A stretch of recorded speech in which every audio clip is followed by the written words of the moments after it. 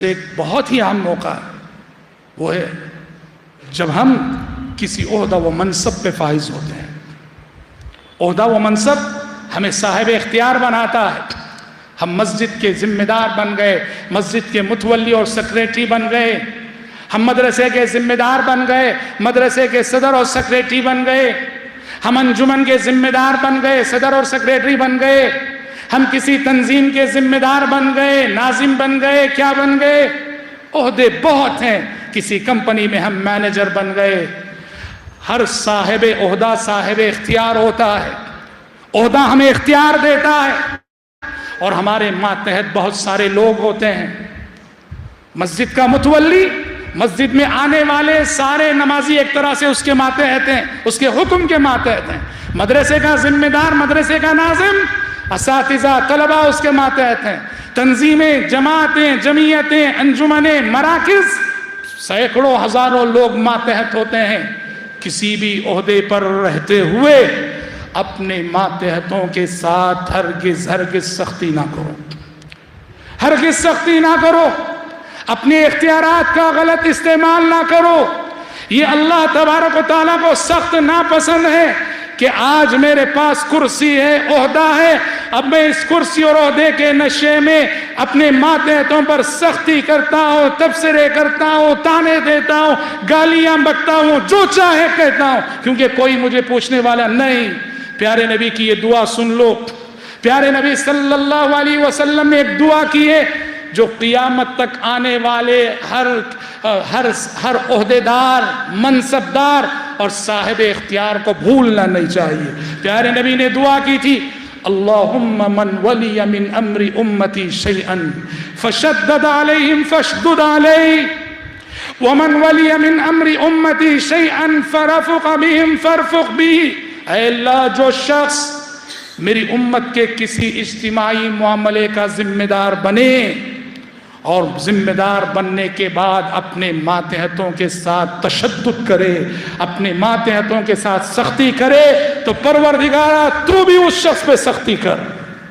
پیارے نبی کی دعا ہے یہ۔ ہم اپنے ماتحتوں کے ساتھ سختی کر کے پیارے نبی کی بد دعا کی زد پہ ہم آ جائیں گے کہ پروردگارا کسی بھی عہدے و منصب کو لینے کے بعد اپنے ماتحتوں کے ساتھ جو بھی سختی کرے تو بھی اس پہ سخت ہو جا پروردگارا۔ وَمَنْ وَلِيَ مِنْ أَمْرِ أُمَّتِي شَيْئًا فَرَفُقَ بِهِمْ فَرْفُقْ بِهِ۔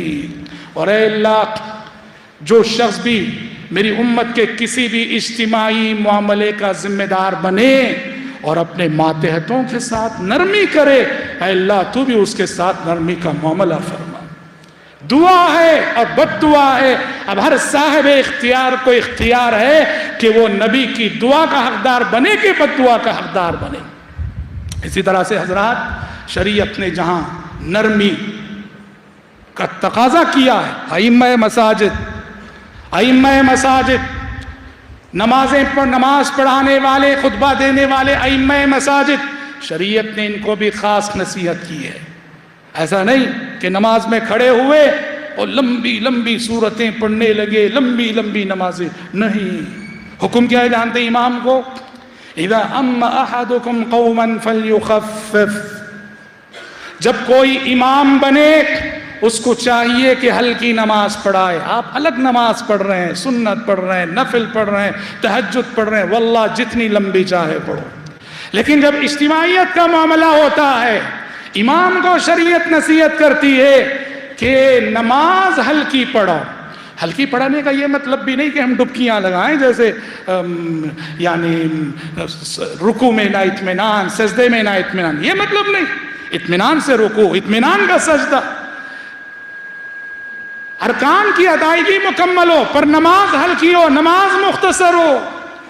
پیارے نبی، ایک صحابی تو کہتے ہیں جو غصہ میں نے اس وقت دیکھا ویسا غصہ میں نے پیارے نبی کی زندگی میں کبھی نہیں دیکھا۔ کب؟ جب معاذ بن جبل رضی اللہ عنہ نے لمبی نماز پڑھا دی، اور ایک کسان صحابی تھے، محنت کر کے آئے ہوئے تھے، رہا نہ گیا ان سے، دیکھے بہت لمبی قرات ہو رہی ہے، جماعت سے الگ ہو گئے، جماعت سے الگ ہو گئے، الگ ہو کر تنہا نماز مکمل کی، سیدھے پیارے نبی کی خدمت میں پہنچے، پہنچ کر کہا اللہ کے نبی دیکھیے ہم کسان لوگ ہیں، صبح سے شام تک محنت کر کے آتے ہیں، اور آج معاذ بن جبل نے بہت لمبی نماز پڑھا دی، برداشت نہ ہوئی، میں نے سلام پھیرا، الگ سے نماز مکمل کی، اب آپ کی خدمت میں حاضر ہوں شکایت لے کر۔ پیارے نبی صلی اللہ علیہ وسلم نے حضرت معاذ کو بلا کے آپ نے کہا افتان انت یا معاذ، افتان انت یا معاذ، لوگوں کو فتنے میں ڈالنا چاہتے ہو معاذ، لوگوں کو فتنے میں ڈالنا چاہتے ہو معاذ۔ پیارے نبی کے تیور ایسے تھے، صحابی کہتے ہیں ایسا غصہ میں نے پیارے نبی کی زندگی میں نہیں دیکھا تھا۔ عثمان بن ابی العاص الثقفی رضی اللہ عنہ کہتے ہیں میں نے پیارے نبی سے درخواست کی اے اللہ کے نبی مجھے میرے قبیلے کا امام بنا دیجیے، آپ نے درخواست قبول کی، کہا کہ انت امام ہو، ٹھیک ہے جاؤ اپنے قبیلے کے امام ہو تم، لیکن ایک نصیحت سن لو، کہا وقتدی باضعفہم، تمہارے پیچھے جتنے مصلی ہیں نا اس میں جو سب سے کمزور مصلی ہے وہ جتنی نماز برداشت کر سکتا ہے اتنی نماز پڑھانا، وقتدی باضعفہم۔ تو امام کو نصیحت ہے کہ مصلیوں کے حالات کا لحاظ رکھ کر نماز پڑھا، سب نوجوان ہیں اور سب کھڑ سکتے ہیں، آپ کو لگتا ہے لمبی نماز میں پڑھائیے ٹھیک ہے، مصلیوں کا لحاظ رکھنا ہے، یہاں بھی لوگوں کے جذبات کا لحاظ رکھتے ہوئے مقتدیوں کے ساتھ نرمی کرنی ہے۔ یہ سب مختلف پہلو ہیں، مختلف مواقع ہیں جہاں شریعت نے نرم مزاجی اپنانے کی تعلیم دی ہے۔ اس کا یہ مطلب ہرگز نہیں کہ ہمیں سخت نہیں ہونا ہے، سختی نہیں اپنانی، نہیں، زندگی میں ایک عام ہمارے پاس ایک طریقہ، لہجہ، اسلوب نرمی کا ہونا چاہیے۔ جب بات نرمی سے نہیں بنتی ہے تو کبھی والدین کے لیے ضروری ہوتا ہے کہ بچوں کے ساتھ سختی کرے، استاد کے لیے ضروری ہوتا ہے کہ شاگردوں کے ساتھ سختی کرے، لیکن کب؟ جب نرمی سے بات نہ بنے، بارہا کوشش کرنے کے باوجود بات نہ بنے تو تب سخت بھی ہونا پڑتا ہے، لیکن یہ عام مزاج